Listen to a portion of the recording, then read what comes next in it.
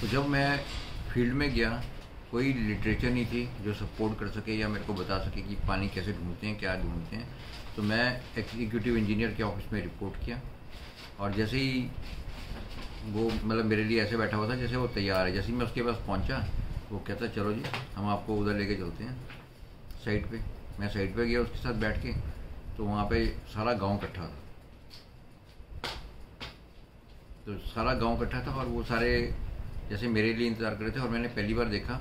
मैंने कहा ये, तो कहते हैं ये सब सर आप गाँव है, इसमें आप बताओ। मैंने कहा क्या ये, और ये क्या ड्रिलिंग रिग। मैं पहली बार देखा था वो, पहली बार ड्रिलिंग रिग देखी। तो जब बोला कि उन्होंने साइड देखो, मैंने कहा मेरा क्या काम है। कहते साइड देखो, जहाँ पे आप बताओगे वहीं पे ये पानी निकाल लेंगे।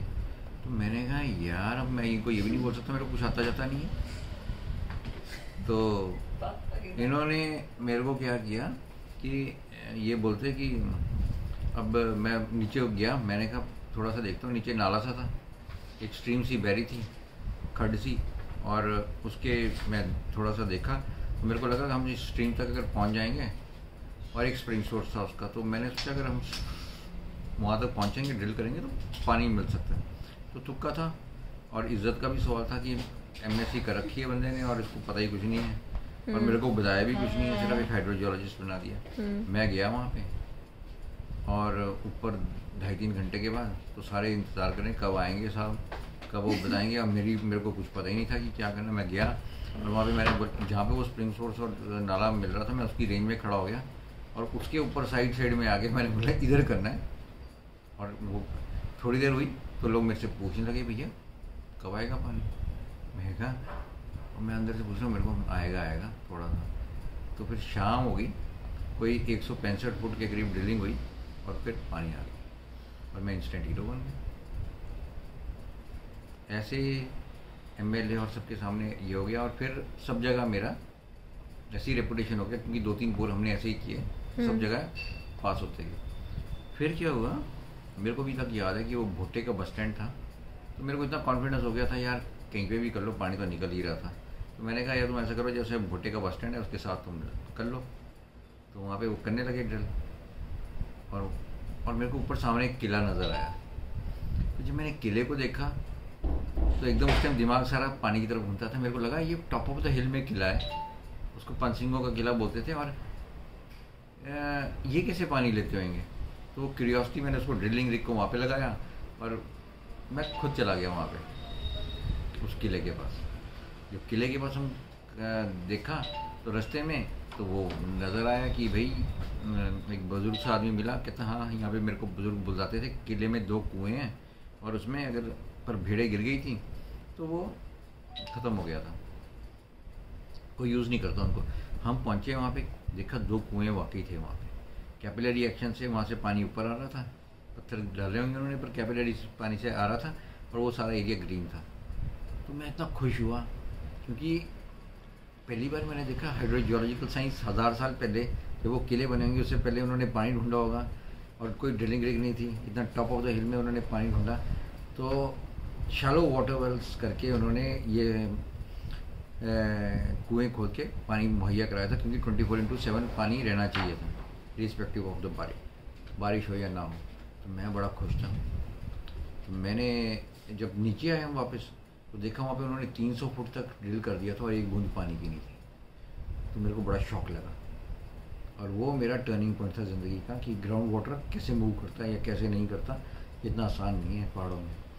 तो मैंने अगले 3 साल 93 से लेकर 96 तक मैंने खूब रिसर्च की, और फिर एक जितने भी फोर्ट थे सारे विजिट किए। मलौन का फोर्ट, पंसिंगों का फोर्ट, बनासर का फोर्ट, ये सारे फोर्ट विजिट किए, और इन सब में पाया कि मैंने सब में टॉप ऑफ द हिल में फोर्ट्स थे, और इनमें कुएँ भी थे 2-2।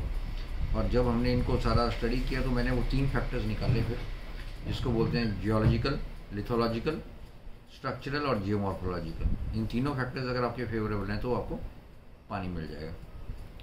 फिर मैंने 1996 में यही model, conceptual model to explain occurrence and movement of ground water resources करके मैंने वो सारा का सारा चाइना में इंटरनेशनल जियोलॉजिकल कांग्रेस में मैंने प्रस्तुत किया, जो काफ़ी लोगों ने काफ़ी अप्रिशिएट किया, और एक नई हाइड्रोजियोलॉजिकल अप्रोच दी ग्राउंड वाटर के लिए। और हाइड्रोस्टैटिक ग्राफिक जोन्स के तहत मैंने इसको पूरे को डिवाइड किया था। वहाँ पे किसी ने मेरे को मिल गए, तो उन्होंने बोला कि एक तिब्बतियन वहाँ पे हैं, तो क्या आप तिब्बतियों के लिए लद्दाख में पानी ढूंढ सकते हो। तो 3800 तिब्बती थे जो दलाई लामा के साथ आए थे 1959 में यहाँ पे लेह में। और उसके बाद वो उनको चोगलमसर में और अगलिंग में और हनले में पूरा स्कैटर्ड एरिया में 3000 ये डिफरेंट कैंप्स में इनको डिवाइड कर दिया था। तो वो पहला प्रोजेक्ट जो था मेरे को उनको पानी मुहैया कराने का मिला। तो 6 जोन्स मेरी इधर थी हिमाचल में और 7वीं जोन लद्दाख में थी, अक्रॉस मतलब सूचर जोन में। तो मेरे लिए ये एक अपॉर्चुनिटी थी। जितनी भी मैंने ये सारी रिसर्च कर रखी थी, तो मेरे को लगा कि अगर मेरे रिसर्च में दम है तो इनको मैं पानी मुहैया करा सकता हूँ। तो मैंने अपनी नौकरी छोड़ी और इनको ज्वाइन कर लिया। ये वाटर एड के थ्रू स्पॉन्सर्ड था और सारे के सारे 1997 में मैंने ये प्रोजेक्ट शुरू किया था। 98 तक ये 3800 तिब्बती जो थे ये सबको मैं पानी मुहैया करा चुका था। तो 24/7 waters at the highest altitude cold mountain deserts में इन सबको पानी मिल गया था। तो ये काफ़ी बड़ी अचीवमेंट थी लद्दाख के लिए। फिर वहाँ पे भी जब मेरा था तो मेरा इंटरेस्ट फॉसल्स में रहता था और कई मेरे को वहाँ पे फॉसल्स मिलते रहते थे, जैसे न्यूमा में मिले, हनले में मिले और लेह में मिले। तो मैंने देखा इनका जो कोरिलेशन था और मेरे जो कसौली के फॉसल्स थे काफ़ी ज़्यादा मिलते जुलते थे। तो ये भी एक जहन में चीज़ें आती गई कि इनकी दोनों की जो सेम एज है और सेम फॉर्मेशन है, लेकिन मैं थोड़ा सा अब ये थोड़ा टेक्टोनिक्स के बारे में बताऊंगा, लेकिन इंडिया और चाइना के कोलिजन के बारे में हमने बहुत कुछ पढ़ रखा था। लेकिन जो मेरे फॉसिल एविडेंसेस और जो जियोलॉजिकल एविडेंसेस लेह में और लद्दाख में मिल रहे थे वो टेक्टोनिक्स की कुछ और ही बात कर रहे थे। क्योंकि जो कसौली में मेरे को फॉसिल्स मिले थे उनको जब हमने आइडेंटिफाई किया बीरबल सानी इंस्टीट्यूट ऑफ पेलियो बॉटनी जो पेलियो साइंसेस के तौर लखनऊ से, तो उनमें हमारे को मिला गार्सिनिया ग्लूटा कॉम्ब्रेटम साइजीजियम की स्पीशीज़ मिली जो आज की डेट में हिमालयज़ में नहीं पाई जाती और वो पाई जाती हैं अंडमान निकोबार में, मलेशिया में, इंडोनेशिया में। तो इसका क्या मतलब हुआ, और यही जो स्पीशीज़ हैं ये पाम के लीव्स हमारे को लेह में भी मिलते हैं, ऑयस्टर्स मिलते हैं, गैस्ट्रोपोड्स मिलते हैं, जो मोलस्क्स मिलते हैं, सारी स्पीशीज़ जो हैं कारगिल वाली भी वो कसौली में मिलती हैं। तो इसका क्या मतलब था कि जो कसौली है, लद्दाख है, जो टेक्टोनिकली 20 मिलियन साल पहले ये सारा चीज़ जो थी, ये सारा का सारा जो जिसको हम टेथिस सी बोलते थे, जो अब हिमालयस के रूप में हम देखते हैं, वो सारी की सारी और इक्वेटर के पास थी। तो हिमालयस वो not born till 20 million years, ये पक्का हो गया। और 20 मिलियन ईयर्स के पास ये जितने भी सेडिमेंट्स थे इनकी डिपोजिशन कहाँ पे हो रही थी, ये इक्वेटर के पास हो रही थी। 4 डिग्रीज थे, 11 डिग्रीज नॉर्थ लेटीट्यूड पे। तो ये एक टेक्टोनिकली टाइमिंग एवोल्यूशन के हिमालयस के और क्लोजर ऑफ टेथिस के ये बहुत इंपॉर्टेंट टाइमिंग्स हो गए, जो आज तक ये मानते थे जितनी भी हमने किताबें पढ़ी थी कि ये 40 मिलियन 55 या 60 मिलियन ईयर्स में इनिशियल कोलिजन हुई थी और 40 मिलियन ईयर्स तक सारी की सारी जो सूचरिंग कंप्लीट हो गई थी और हिमालयस वर बॉर्न। पर जो हमारी रिसर्च करी थी वो 20 मिलियन ईयर्स के आसपास भी ये इक्वेटर के पास थे। तो ये बहुत इंपॉर्टेंट रिसर्च थी टेक्टोनिक्स के मामले में और हिमालयस के टाइमिंग के एवोल्यूशन के बारे में। फिर मेरा इंटरेस्ट वहाँ पे था, तो आर्मी की कारगिल की लड़ाई हो गई। तो कारगिल की लड़ाई होने के बाद मेरे को वहाँ पे कारगिल में भी मैंने पानी दिया, सियाचिन में पानी दिया, फिर एयरफोर्स लेह में पानी दिया। और फिर अब्दुल कलाम जी जब प्रेसिडेंट नहीं बने थे वो भी उस टाइम वहाँ पे आए थे और वो ये चाहते थे कि जो प्रतापपुर का रेंज है, क्योंकि यहाँ से सारा का सारा हमने उधर ट्रांसपोर्ट करते हैं अपना सारा मटेरियल, खाने का भी सामान, इसका भी सामान, जितनी भी चीज़ें हैं सारी यहाँ से लेके जाते हैं। तो why not we make Pratappur ये सारा का सारा सेंटर। तो ये एक अच्छी अपॉर्चुनिटी थी। तो सारा हमने पहली बार वहाँ पे ग्राउंड वाटर मुहैया कराया। उसकी अपनी स्टोरीज है, जैसे थ्वाइस में करा तो वहाँ पे एयर जो हमारे लैंड करते थे एयरक्राफ्ट्स, तो वहाँ पे बम्पिंग आ जाती थी, पाइपें लीक हो जाती थी, टूट जाती थी, क्योंकि सरफेस वाटर में फ्रीज हो गए वो टूट जाती थी। तो हमने ग्राउंड वाटर के तहत ऐसी जगह में पानी मुहैया कराया ताकि वो सबको सस्टेनेबल मिले। फिर हमने सियाचिन ग्लेशियर में भी जब मैं गया था, तो जब मैं पानी पीने वहाँ पे गया तो सब ये बोल रहे थे कि अब ये लेके आए। तो जब लेके आए वो तो सारा बर्फ़ के ऊपर लेके आए थे पतीले में और उसको गर्म करके हमने पानी। तो मैंने कहा this is the last time you are going to have water like this. और वहाँ पे हमने ग्राउंड वाटर डेवलप किया जो आज तक चल रहे हैं।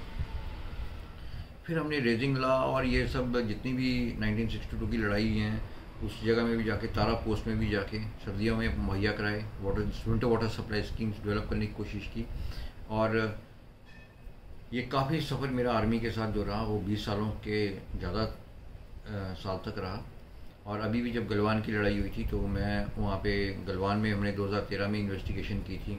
फिर वो जो ब्रिज बना उसके लिए इन्वेस्टिगेशन की थी। वो सारा जो पाइलिंग का कॉन्सेप्ट है जो श्योक नदी पे बना है वो सारा मैंने उनको 2013 में वो डेवलप किया था, जो 2019 में वो बना। और फिर डीबीओ में जाके हमने देखा कि कैसे उनको कर सकते हैं। तो मैंने वहाँ पे सजेस्ट किया था कि वहाँ पे अगर हम लेक्स डेवलप कर लें जो 10,000 साल पहले थी वहाँ पे लेक्स, और हज़ार साल तक वो बर्स्ट हो गई, तो उनको अगर हम डेवलप कर लें तो वो आर्मी को 24 आवर्स पानी तो मुहैया कराएंगे। और ये भी एक बहुत इंटरेस्टिंग सी चीज़ हो जाएगी अगर हम उसको एस्थेटिक सेंस दे सकें।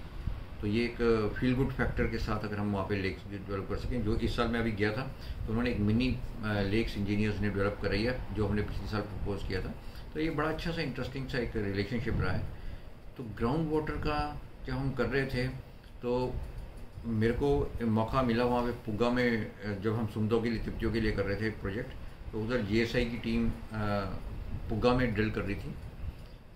तो वहाँ पे गर्म पानी निकल रहा था। तो वो चैलेंज है, पुग्गा में जियोथर्मल एनर्जी है। अगर हम हॉट वाटर को अच्छी तरह से टैप करके अपने विलेजेस में दे सकें, अपने स्कूल्स में दे सकें, टूरिस्ट डेस्टिनेशन बना सकें, तो जियो टूरिज़्म भी वहाँ पे काफ़ी अच्छा डेवलप हो सकता है और एनर्जी की सेविंग भी काफ़ी अच्छी हो सकती है। तो अभी हम काम कर रहे हैं ताकि कैसे उसको पुग्गा में एनर्जी को डेवलप कर सकें और कैसे हम हॉट वाटर को यूटिलाइजेशन के साथ सारे चुमाथान में या पुग्गा में डिफरेंट एप्लीकेशन इसकी यूज़ कर सकें। इसका पायलट प्रोजेक्ट हमने एक किया था नॉर्वे और आइसलैंड के साथ। तो वो डेमोन्स्ट्रेटेड है चुमाथान में, जहाँ पे वो एक छोटा सा एक होटल है उसको हीट किया था। तो एनर्जी पॉइंट ऑफ व्यू से भी और ये भी सब चल रहा था। तो मेरे को लगा कि क्योंकि 24 आवर्स एनर्जी है, इसको हम जियोथर्मल को डेवलप करेंगे तो बहुत बेहतरीन हम फॉसिल फ्यूल्स बचा सकते हैं। और क्योंकि अब आर्मी की रिक्वायरमेंट भी बढ़ेगी, एनर्जी की भी, वाटर की भी, तो उसके लिए भी ये बहुत उपयोगी होगा। जब मैं ये सारी इन्वेस्टिगेशंस कर रहा था तो बातें आ रही थी क्लाइमेट चेंज की। और 2007 में हम एक प्रोजेक्ट कर रहे थे जिसमें क्लाइमेट चेंज की बात हुई। तो वहाँ पे मैंने ये अनुभव किया कि वहाँ पे सारी रिपोर्ट जो यूनाइटेड नेशंस की हैं वो सारी इसके बारे में है कि मैन मेड क्लाइमेट चेंज है, लेकिन ऐसा कुछ भी नहीं था। क्योंकि हमारे को जियोलॉजिकल जो एविडेंसेस नज़र आ रहे थे और लद्दाख जैसी जगह में जितने भी ग्लेशियर्स थे वो सारे के सारे ये दर्शा रहे थे कि जितना भी आपके पास ये ग्लेशियर्स रिसीड हो रहे हैं वो सारे के सारे मच बिफोर इंडस्ट्रियलाइजेशन हो चुके हैं। तो मतलब 200-300 साल से पहले ही सारे के सारे ग्लेशियर जितने भी मेजर हैं वो एक्सटिंक्ट हो चुके हैं। तो वो हमने एविडेंसेस गैदर किए और एक हमारे को बहुत स्ट्रॉन्ग एविडेंसेस मिले जो जिसको हम आर्या सी साइकिल के नाम पे बोलते हैं, क्योंकि वो स्ट्रक्चर्स थे जो सी साइकिल के रूप में हमारे को मिले थे। तो वो हमने दिखाए और उसमें यूनिफॉर्मिटी देखी हमने कि 10 साइकिल्स नज़र आई, उसमें यूनिफॉर्मिटी थी और हर 4 साइकिल के बाद एक हाफ साइकिल थी। तो उसमें हमने ये सारा का सारा डॉक्यूमेंटेशन की उसकी और मैथमेटिकली एक मॉडल बना के ये दर्शाया कि मैन का कोई भी इसमें रोल नहीं है और global warming is the best part to be on this planet earth. अगर हम उसको सस्टेनेबली मतलब इट्स जियोलॉजिकल प्रोसेस, क्योंकि इसमें क्या होता है कि आपका जब ग्लोबल वार्मिंग कहते हैं हम तो वाटर इंक्रीज़ करता है अर्थ सिस्टम में, और वहाँ पे जब वाटर इंक्रीज़ करेगा तो क्या होता है, जब वाटर इंक्रीज़ करेगा तो आपकी ट्रांसपोर्टेशन होगी, इरोजन होगी, माउंटेन्स में फ्लडिंग होगी और रिवर्स में भी फ्लडिंग होगी।